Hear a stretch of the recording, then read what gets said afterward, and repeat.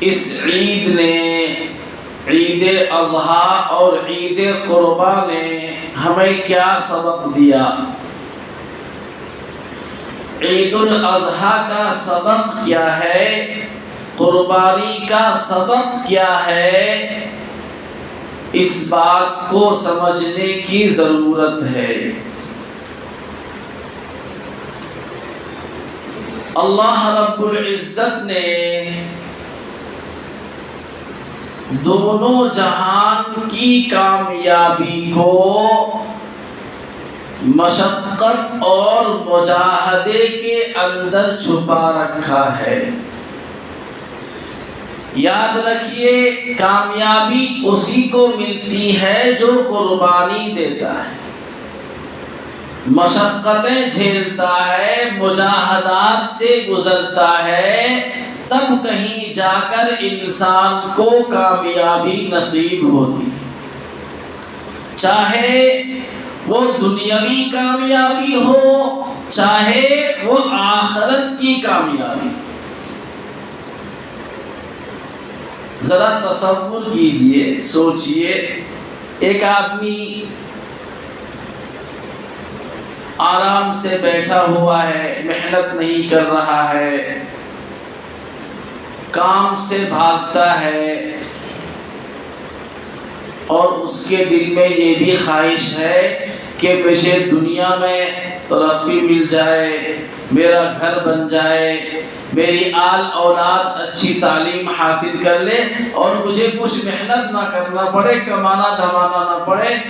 تو بتائیے اس کا تصور صحیح ہے؟ سراسر غلط ہے۔ اللہ نے اس دنیا کو اسباب سے جوڑ رکھا ہے۔ جب محنت کرو گے، مجاہدے کرو گے، مشقت اٹھاؤ گے، محنت کرو گے، تو اللہ رب العزت تمہارے لیے آسانیاں پیدا کرے گا۔ پھر تم اپنی ضرورت کے حساب سے دنیا میں صحیح ڈھنگ سے زندگی گزار سکو گے۔ اس کے برعکس اگر آدمی کام چور ہے، محنت سے بھاگ رہا ہے، مجاہدے نام کی کوئی چیز اس کی زندگی میں نہیں ہے، اور وہ یہ سوچے ہوئے ہے کہ مجھے ساری آسائشیں مل جائے، تو یہ تو ہونے کا نہیں، امپوسیبل ہے۔ ٹھیک اسی طریقے سے ایک دنیا کی کامیابی ہے اور ایک آخرت کی کامیابی ہے۔ آخرت کی کامیابی یہ ہے کہ اللہ انسان کو معاف کر کے اپنی ابدی نعمت یعنی جنت میں داخل کر دے۔ تو جب دنیا کے اندر ایک آدمی بغیر محنت، بغیر قربانی، بغیر مشقت اور مجاہدے کے کامیاب نہیں ہو سکتا، تو آخرت کی کامیابی بغیر قربانی کے، بغیر محنت کے، بغیر مجاہدے کے کیسے حاصل ہو سکتی ہے؟ پتہ چلا قربانی دینا ایک طرح کی محنت ہے، مشقت ہے، مجاہدہ ہے، نفس پر گرا گزرتا ہے، مال خرچ کرنا نفس پر بہت گرا گزرتا ہے۔ کہاوت مشہور ہے، چمڑی چلی جائے مگر دمڑی نہ جائے۔ اللہ نے انسان کو مکلف بنایا کہ قربانی کرو، نفس پر گراں گزرے تو گزرنے دو، میرے راستے میں قربانی کرو، اس مجاہدے سے گزرو، اس کا صلہ میں قیامت میں دوں گا کہ جانور کے ایک ایک بال کے بدلے ایک نیکی عطا کرو۔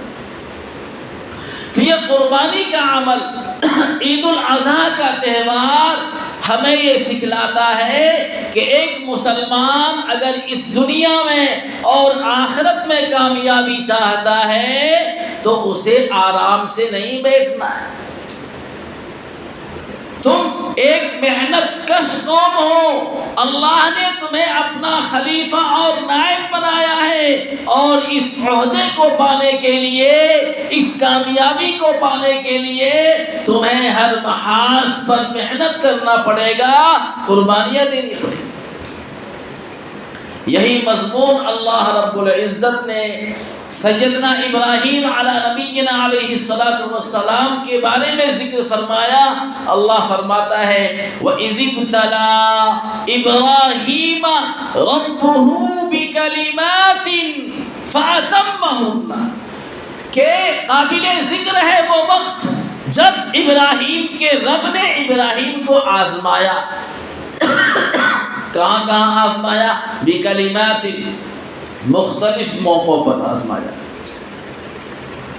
آگے اللہ فرماتا ہے فَأَتَمَّهُنَّ، ابراہیم نے ان تمام موقعوں پر، ان تمام امتحانات اور آزمائشوں میں اللہ کی مرضی کو پا لیا. اللہ جیسا چاہتا تھا ابراہیم علیہ السلام ویسا عمل کر گزرے. تو اب آگے اللہ نے بشارت سنائی.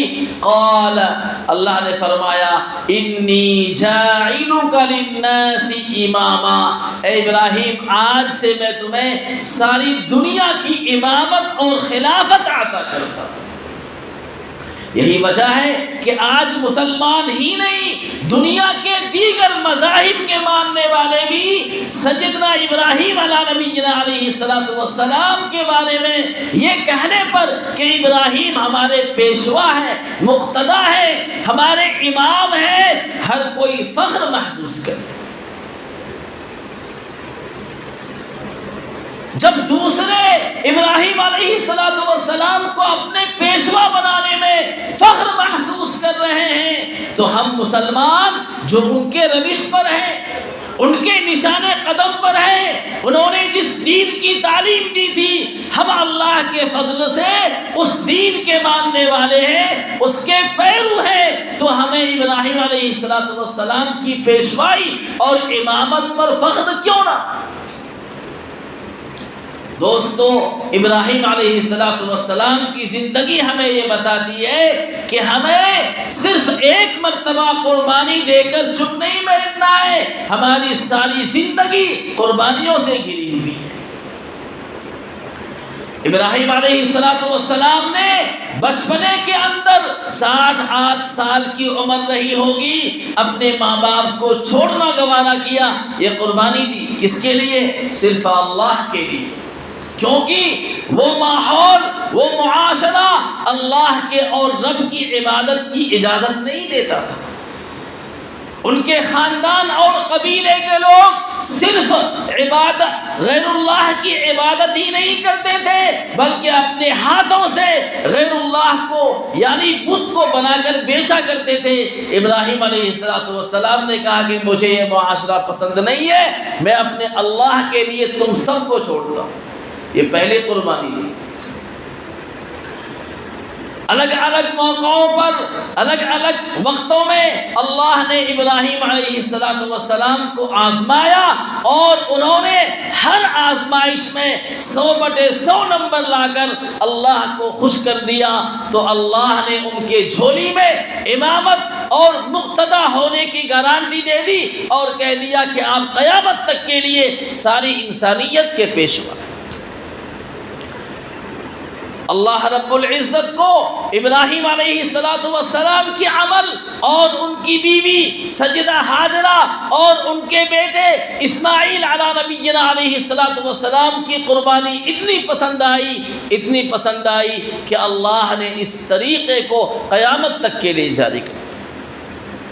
آج ہم اور آپ جو قربانی کا عمل پیش کرتے ہیں، یہ در حقیقت ابراہیم علیہ السلام کی قربانی کی نقل ہے. اسی کے بارے میں تو صحابہ نے اللہ کے نبی سے پوچھا تھا، ما هذه الاضاحی یا رسول اللہ. اللہ کے نبی نے فرمایا تھا، ہی سنت ابیکم ابراہیم. صحابہ نے اگلا سوال کیا تھا، یا رسول اللہ اس عمل میں ہمیں کیا ملے گا؟ تو اللہ کے نبی نے فرمایا تھا، لکل شعرۃ حسنہ، کہ ہر بال کے عوض میں تمہیں ایک نیکی دی جائے. تو اس لیے دوستو، قربانی سے ہمیں سبق یہ سیکھنا ہے کہ ہم ہر زندگی کے ہر موڑ پر محنت اور مشقت اٹھانے کے لیے، مجاہدات برداشت کرنے کے لیے تیار رہیں گے. جہاں ہم نے جانوروں کی قربانی پیش کی اللہ کی رضا کے لیے، وہیں ہمیں معصیت کو چھوڑنا پڑے گا، گناہوں کو چھوڑنا پڑے گا، غیبت کی قربانی دینی پڑے گی، تکبر کی قربانی دینی پڑے گی، اور ہر اس عمل کی قربانی دینی پڑے گی جس سے اللہ ناراض ہوتا ہے. جب ہم اپنے زندگی کے ان مراحل میں ان قربانیوں کو پیش کریں گے اور وہ بھی صرف اپنے خدا کو راضی کرنے کے لیے، تو یاد رکھیے اللہ بھی ہمیں یہ بشارت سناتا ہے کہ ابراہیم کے ضمن میں اللہ تمہیں بھی امامت کا منصب عطا کرے گا، اللہ تمہیں بھی مقتدا بنائے گا، لیکن شرط یہ ہے کہ پہلے ان مجاہدات سے گزرو۔ ایک موقع پر اللہ نے ارشاد فرمایا والذین جاہدوا فینا لنہدینہم سبلنا، جو لوگ میرے راستے میں مجاہدات برداشت کرتے ہیں، روکھی سوکھی کھا کر اور میری مرضی پر چلتے ہیں، مجھے ناراض نہیں کرتے ہیں، اللہ فرماتا ہے کہ میں ایسے لوگوں کے لیے ایک راستہ نہیں سینکڑوں ہزاروں راستے کھول دیا کرتا ہوں۔ اس لیے آج اگر مسلمانوں کو کوئی شکوہ اور شکایت ہے کہ آج ہم پریشان حالی میں گرفتار ہیں، آج ہمیں فلاں لوگ ستا رہے ہیں، تو یاد رکھو دوستو کمی ہماری ہے۔ آج آپ سروے کر کے دیکھ لیے مسلمان نوجوان اس وقت اس کی صبح ہوتی ہے جب دوسرے کمیونٹی کے لوگ، دوسرے مذاہب کے ماننے والے اپنے کاروبار میں مصروف ہو جاتے ہیں، اس وقت ہمارا مسلمان نوجوان سو کر اٹھتے ہیں۔ ترقی کہاں سے آئے؟ اللہ کے نبی نے فرمایا تھا البرکۃ فی سحورکم، اللہ نے تمہارے صبح کے وقت میں، صبح کے جاگنے میں برکت رکھی ہے۔ آج ہم نے معاملہ بالکل الٹ دیا۔ گھروں کا ماحول دیکھیے، رات میں 10 بجے آدمی کو بستر پر ہونا چاہیے، 12 بجے رات میں ہمارے یہاں دسترخوان سجتا ہے، اور جب 12 بجے کھانا کھائیں گے، 2 بجے سوئیں گے، تو 4 بجے اور 5 بجے تہجد میں آنکھ کہاں سے کھلے گی؟ 10 بجے دن میں ہم سو کر اٹھتے ہیں، اور پھر ہم چاہتے ہیں کہ ترقی کی کمان اور دنیا کی خلافت، بادشاہت، حکومت کا باغ ڈور ہمارے ہاتھوں میں ہو۔ یہ کیسے ہو سکتا؟ اس لیے دوستو ہمیں اس قربانی نے یہ سبق دیا، ہمیں اپنے نفس کے خلاف قربانی دینی ہے۔ ہمارا نفس اللہ کے حکم کے خلاف ہمیں ورغلائے گا، وہ چاہے گا ہر موقع پر ہم اپنے رب کی نافرمانی کریں، لیکن ہمیں قربانی دینا ہے، معصیت کی قربانی دینی ہے، گناہوں سے بچ کر قربانی دینی ہے، غیبت سے بچنا ہے، چغل خوری سے بچنا ہے، اور ایک دوسرے کے حقوق کو مارنے سے بچنا ہے۔ جب ایک مسلمان ان تمام موقعوں پر قربانی دے گا تو یاد رکھیے اس کا رب اس سے خوش ہوگا، اور دنیا میں آنے کا مقصد اس کے سوا کچھ نہیں ہے کہ ہم اپنے اللہ کو راضی کر لیں، اللہ کی مرضیات کو تلاش کرنا اور اس کے مطابق چل کر اس دنیا سے چلے جانا، یہی ایک مسلمان کا مقصد ہے۔ ایک دوسری حدیث میں اللہ کے نبی نے سمجھایا کہ یاد رکھو یہ دنیا تمہارے لیے مسافر خانہ ہے۔ ایک مسافر، ایک ٹراول کرنے والا شخص ٹراولنگ کے درمیان، مسافرت کے درمیان کہیں رک کر بہت مضبوط بلڈنگ اور عمارت نہیں بناتا، وہ تو کسی جھاڑ کے چھاؤں میں، کسی مسافر خانے میں اپنا وقت بتا کر آگے بڑھ جاتا ہے۔ آج ہم نے دنیا کو مقصد سمجھ لیا ہے، ہماری نگاہ اپنی اصل منزل سے ہٹ چکی ہے۔ ورنہ کیا وجہ ہے کہ آج ہمارے دلوں میں مال و دولت کا جو ہوس پایا جاتا ہے وہ صحابہ کرام کے اندر نہیں تھا، تابعین کے اندر نہیں تھا، تبع تابعین کے اندر نہیں تھا۔ آج مسلمانوں نے دنیاوی عیش و عشرت کو اپنا مقصد بنا لیا ہے، جس کے لیے وہ کوشاں ہیں، محنتیں کر رہے ہیں۔ یاد رکھیے جب تک صحیح مقصد اور صحیح ٹارگیٹ کو ہم نہیں چنیں گے اور اس کے مطابق ہمارا عمل نہیں ہوگا، تب تک کامیابی نہیں مل سکتی۔ اس لیے دوستو قربانی کے عمل نے ہمیں یہ سکھلایا کہ ہمیں اپنی زندگی کے دوسرے میدان میں دوسرے موقعوں پر اسی طریقے سے قربانی دینی ہے جیسے نفس کے نہ چاہتے ہوئے بھی اللہ کے حکم کی بنا پر، اللہ کے آرڈر کی بنا پر ہم نے اپنا جان و مال اللہ کے راستے میں قربان کر دیا، اسی طریقے سے دیگر موقعوں پر بھی نفس پر گرا گزرنے کے باوجود نفس کبھی آمادہ نہیں ہوگا، لیکن اس کے باوجود اللہ کا حکم ہے ہمیں قربانی پیش کرنی ہے۔ یاد رکھیے یہ دنیا کھیل تماشا نہیں ہے، یہ کھلواڑ کی جگہ نہیں ہے، اللہ نے یہاں ہمیں آزمائش کے لیے بھیجا ہے۔ یہ دنیا بازیچہ اطفال نہیں ہے، ایک بڑے مقصد کے تحت اس کے کاریگر نے، رب کائنات نے اس دنیا کو تشکیل دیا ہے۔ یاد رکھیے اگر ہم اس مقصد کو نہیں سمجھیں گے اور اس کے مطابق نہیں چلیں گے، ہم سے بڑا بے وقوف اور اجڑ قسم کا آدمی اس دنیا میں کوئی نہیں ہوگا۔ اس لیے دوستو ہم مسلمانوں کا تو یہ عقیدہ ہی ہے کہ یہ دنیا عارضی جگہ ہے، ہمارا جو اصل ٹھکانہ ہے وہ آخرت ہے، یا تو جہنم ہے یا جنت ہے۔ تو اس لیے ہر وہ عمل، ہر وہ کام ہمیں کرنا چاہیے جس سے ہمارا ٹھکانہ اچھے سے اچھا ہو جائے، اور ہر اس برے عمل سے، برے کام سے، نافرمانیوں سے ہمیں بچنا ہے جس کا انجام بہت برا ہے، یعنی جہنم۔ اسی لیے اللہ رب العزت نے محنت کرنے والوں کے لیے، قربانیاں پیش کرنے والوں کے لیے، مجاہدات سے گزرنے والوں کے لیے اللہ نے بشارت سنائی، والذین جاہدوا فینا لنہدینہم سبلنا۔